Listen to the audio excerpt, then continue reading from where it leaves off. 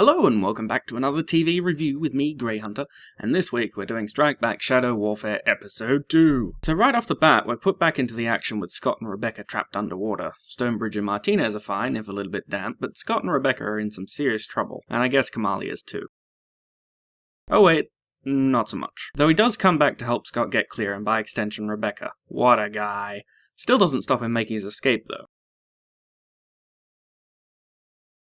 Scott and Stonebridge managed to save Rebecca, and I must say I was a bit apprehensive because, really, she's an expendable character, and that look on Scott's face, he really was worried about her.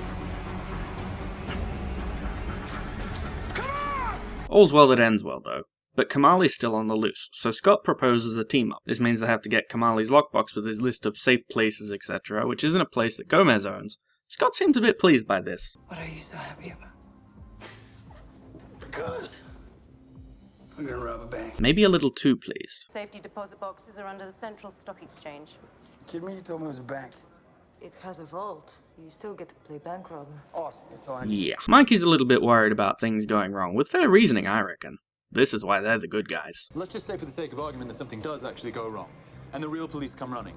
I'm not shooting some cop just for doing their job. This is Colombia.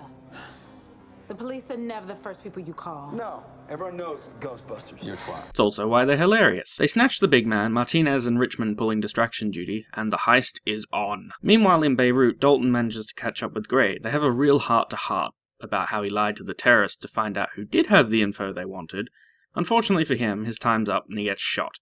Dalton gives chase, rather recklessly actually, and she's only saved by the intervention of Colonel Locke, who runs the guy down with his car.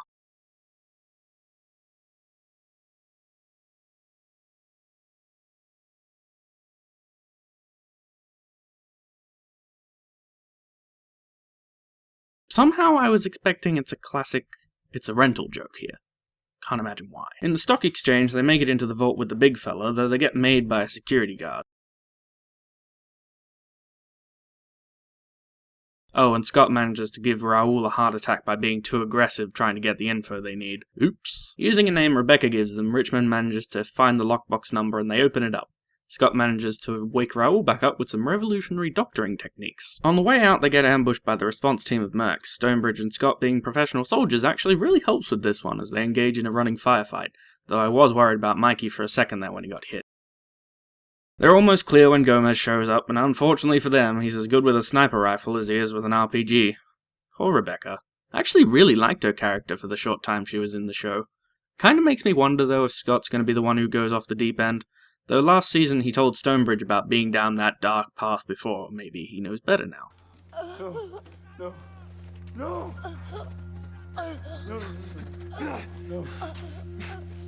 They locate Kamali, and when they arrive he tells them an interesting story. Apparently he's CIA and he wants Stonebridge and Scott to trust them. Given their experiences with Latif in Season 2, understandably they're a little bit skeptical of this.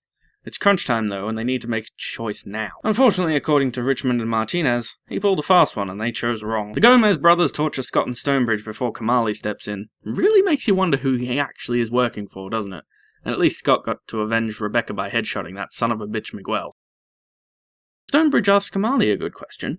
How about you come back with us, and you explain why nobody at the CIA has ever fucking heard of you? That is a great idea, Michael. Yeah, thanks. Kamali won't talk, though a big shot from the CIA rocks up. Deputy Director, apparently. And he's pissed. He wants his asset back and for Section 20 to forget they ever saw him. I'm really starting to love Locke, though, because he gives exactly no fucks and sets the Deputy Director straight with a bit of footage of Kamali killing Baxter. Mercy killing or not, it still looks bad. The episode ends with Al-Zuhari giving a message to the West, and ominous tidings are felt. Well now. Next week should be good. So what was good? The gunfights as per usual. They seem realistic and there's actual suspense in them. Kamali as a double agent plus their suspicions of him given past experience was also excellent. But really my favourite character of this episode, and by extension part of it, was Locke. Simply for his cut and dried, no nonsense, get shit done attitude. It's refreshing actually. Though I have to wonder if this is an improvement with him in command, because who knows how much he's willing to sacrifice. Though I'd like to see him get his boots dusty with the boys at some point.